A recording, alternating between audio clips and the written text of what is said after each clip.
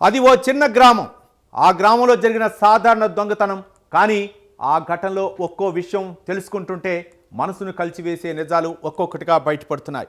ప్రేమ, రక్షణ, ఆశ్రయం అనే మాటలు వినాల్సిన ఓ చిన్నారి నొప్పి, భయం, చిత్రహింసలనే అనుభవించాల్సి వచ్చింది. తప్పు చేశావని ఒప్పుకో అనే ఒక్క మాట కోసం అమాయకమైన బాల్యం ఎంతటి నరకయాతను ఎదుర్కొందో ఈ ఘటన చెప్తుంది.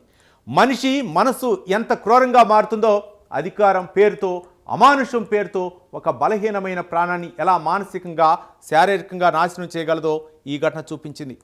చదివిస్తానని ఇంటికి తీసుకెళ్లిన ఆ చిన్నారి ఎందుకు చిత్రహింసలు అనుభవించాల్సి వచ్చింది? ఒళ్ళంతా వాతలు పెట్టేంత క్రూరత్వం ఎలా వచ్చింది? ఆశ్రయం ఇవ్వాల్సిన ఇల్లు ఎలా భయంకరమైన శిక్షాగారంగా మారింది? అమాయకమైన గిరిజన బాలిక జీవితాన్ని తల్లకిందులు చేసిన ఆ రోజులు అసలు ఏం జరిగింది? ఈ ఘటన వెనుక దాగి ఉన్న అసలు నిజమేంటి? Let's watch.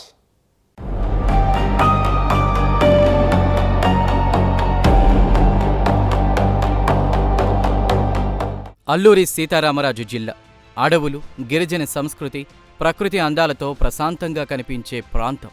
కానీ అదే ప్రాంతంలోని దారకొండ గ్రామం ఒక్కసారిగా రాష్ట్ర వ్యాప్తంగా చర్చనీయాంశమైంది.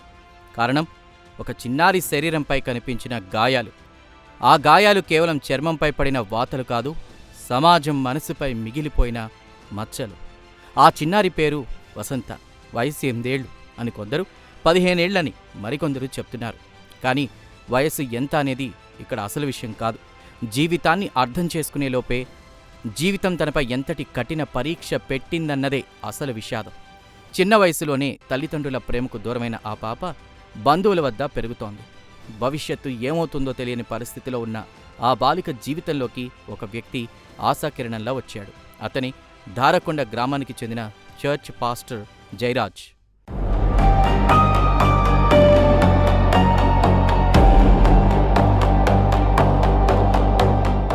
పాస్టర్ జయరాజ్ బాలికను చదివిస్తాను, బాగా చూసుకుంటాను, నా దగ్గరుంటే భవిష్యత్తు బాగుంటుంది అని నమ్మబలికాడు. కుటుంబ సభ్యులు కూడా ఆ చిన్నారికి మంచి జరుగుతుందనే ఆశతో ఆమెను అప్పగించారు. ఆ రోజు తీసుకున్న నిర్ణయం ఆ బాలిక జీవితంలోని అతిపెద్ద విషాదానికి నాందవుతుందని వారు ఊహించలేదు. ఆశ్రయం కోసం వెళ్లిన ఇల్లు క్రమంగా పనిమనిషి జీవితంగా మారింది. ఉదయం లేవగానే ఇంటి పని, పాత్రలు తోమడం, ఊడ్చిపోసే పని, వంటకు సహాయం, ఇలా చిన్నారి వయస్సుకు మించిన పనులు చేయించేవారు. పుస్తకం పట్టాల్సిన చేతుల్లో ఇంటి పనుల భారాన్ని పెట్టారు. రోజులు గడిచాయి. అయితే ఒకరోజు ఆ ఇంట్లో ఒక్కసారిగా 10,000 రూపాయల నగదు కనిపించకుండా పోయింది. డబ్బు ఎక్కడికి వెళ్ళింది, ఎవరు తీసుకున్నారు అనే ప్రశ్నలు మొదలయ్యాయి. కానీ సమాధానం వెతకడానికి ఆధారాల కన్నా అనుమానమే ముందు నడిచింది. ఆ అనుమానం నేరుగా చిన్నారి మీద పడింది.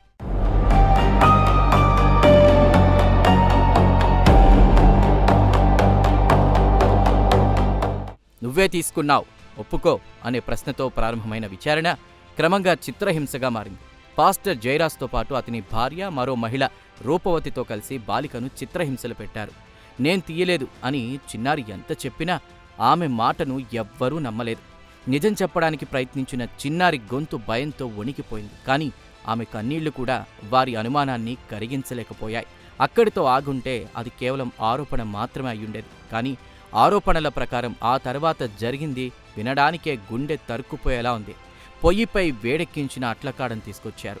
చిన్నారి చేతులను పట్టుకున్నారు. డబ్బు తీసుకున్నానని ఒప్పుకో అంటూ వేడి అట్లకాడతో వాతలు పెట్టారు. చిన్నారి కళ్లల్లో అప్పటికే భయం స్థిరపడిపోయింది. శరీరం నొప్పితో వణికిపోతోంది. ఒక్కో వాతతో బాధ మరింత పెరుగుతోంది. చివరకు అవును, నేనే డబ్బు తీసుకున్నాను అని చెప్పక తప్పలేదు. కానీ అది నిజంగా చేసిన నేరాన్ని ఒప్పుకోవడం కాదు, భరించలేని నొప్పి నుంచి తప్పించుకోవడానికి పలికిన మాట.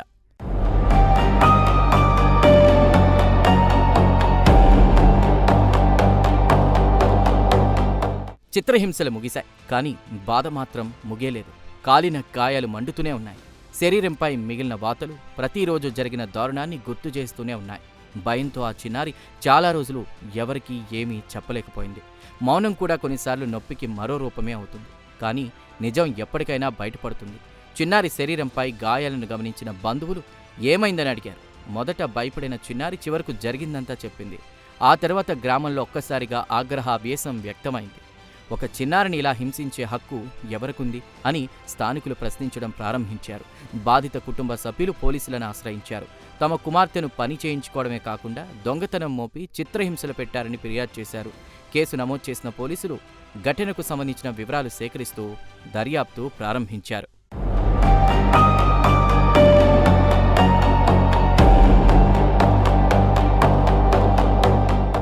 చిన్నారి శరీరంపై మిగిలిన కాలిన గాయాలు కాలక్రమంలో మానిపోవచ్చు, కానీ ఆమె మనసుపై పడిన గాయాలు అంత సులభంగా మానిపోవు.